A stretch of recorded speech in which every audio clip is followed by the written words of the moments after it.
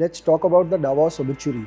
Why the global experiment failed. The World Economic Forum in Davos is a place for polite consensus on interconnectedness. But Howard Lutnick, the new US Commerce Secretary, came at Davos and didn't come to bending. He walked onto the stage and delivered a cold, hard truth. The truth is that globalization has failed. He wasn't just talking about these, trade deficits. He was debating the doctrine that for 40 years prioritized offshoring and farshoring for cheap labor while abandoning the Western workers and national security. That policy has now failed and come to an end. Europe's core climate change strategy questioned that. He asked, why would Europe agree to be net zero in 2030 when they don't even manufacture a battery? It is actually a sovereignty trap. Manufacturing is happening somewhere in China and Europe is taking the pledge or the oath of going net carbon zero. The question of the green agenda without an industrial base isn't environmentalism, it is unconditional surrender of power. On energy, he mocked the US, his own country, trying to abandon oil and gas, resources that they have to switch to electricity